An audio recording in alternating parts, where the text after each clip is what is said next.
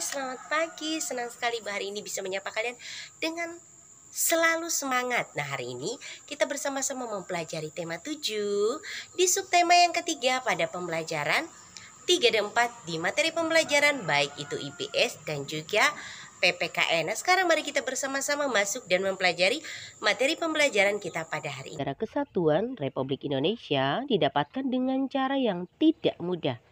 Kini Indonesia telah merdeka. Banyak hal yang harus dilakukan oleh para generasi penerus untuk mengisinya dalam rangka pembangunan bangsa Indonesia. Nasional Indonesia merupakan pembangunan semua aspek dan bidang kehidupan, tidak hanya pembangunan fisik, tetapi juga manusia Indonesia seutuhnya. Kegiatan di samping merupakan contoh kegiatan pembangunan seperti pembangunan sekolah, pembangunan pasar, pembangunan jalan umum, pembangunan jembatan, dan pembangunan rumah ibadah. Sehingga setiap warga negara Indonesia berkewajiban mengisi kemerdekaan dengan kegiatan yang positif sesuai perannya masing-masing di dalam masyarakat. Demikian juga dengan pelajar. Berikut ada beberapa cara mengisi kemerdekaan yang bisa dilakukan oleh pelajar. Di antaranya belajar dengan tekun, mengikuti kegiatan pramuka, mengikuti berbagai jenis perlombaan, juga dapat mempelajari kesenian daerah. Pelajar sebagai generasi penerus bangsa harus bisa berjuang untuk melawan kebodohan, kemiskinan, rasa malas, rasa mudah menyerah, dan dapat merugikan masyarakat dan bangsa. Sehingga anak-anak ibu pun bisa melakukan kegiatan positif dalam mengisi kemerdekaan. Contohnya di rumah, anak-anak bisa membantu pekerjaan rumah sehari-hari. Di sekolah, anak-anak ibu bisa mengikuti upacara dengan hikmat dan disiplin.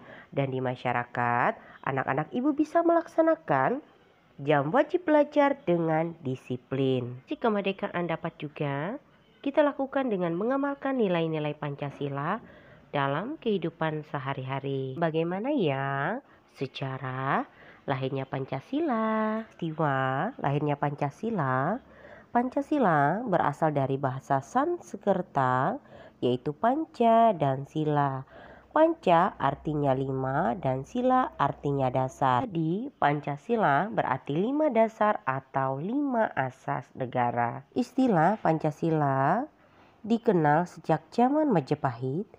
Terdapat pada kitab Negara Kertagama karangan Empu Prapanca dan kitab Sotasoma karangan Empu Tantular yang berarti membantu sendi yang 5 atau pelaksanaan kesusilaan yang 5. Akhirnya Pancasila sebagai dasar negara terjadi saat sidang BPUPKI yang pertama. Berikut usulan dasar negara yang disampaikan oleh 3 tokoh bangsa. Yang pertama, pada tanggal 29 Mei tahun 1945, Muhammad Yamin mengusulkan 5 dasar negara, yaitu peri kebangsaan, peri kemanusiaan, peri ketuhanan, peri kerakyatan, dan kesejahteraan rakyat. Yang kedua, pada tanggal 31 Mei tahun 1945,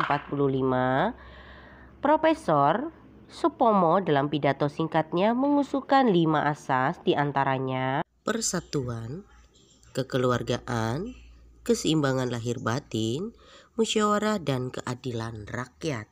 Dan yang ketiga, pada tanggal 1 Juni tahun 1945,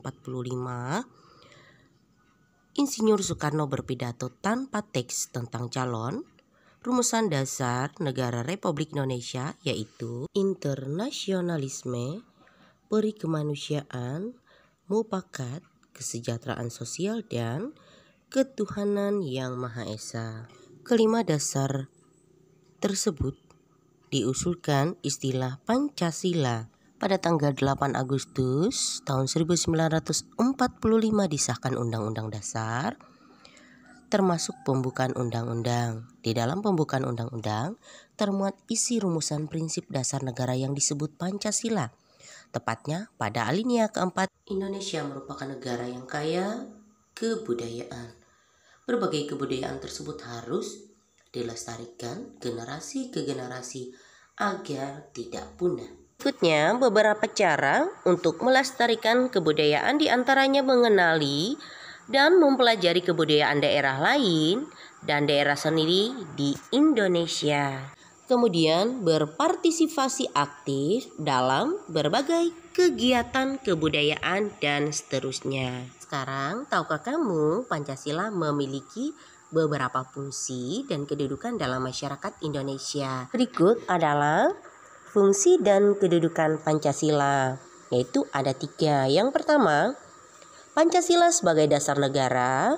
Yang kedua, Pancasila sebagai pandangan hidup atau ideologi bangsa. Dan yang ketiga, Pancasila sebagai kepribadian bangsa Indonesia. Berikutnya, budaya khas Indonesia diantaranya ada gotong royong, yaitu saling membantu secara sukarela, musyawarah, yaitu menyelesaikan masalah secara bersama-sama. Ketiga adalah toleransi, yaitu bersikap rukun dan damai dalam perbedaan, baik itu berbeda agama, suku, budaya, dan sebagainya. Bagaimana ya cara kita bersikap baik terhadap teman yang berbeda latar belakang, yaitu kita harus menghormati dan menghargai sesama teman, menolong teman tanpa membedakannya, dan juga menumbuhkan semangat persaudaraan. Nah, sekarang Ibu cukupkan materi pembelajaran kita hari ini, baik itu mata pelajaran IPS dan juga PPKN. Sampai bertemu pada materi pembelajaran berikutnya.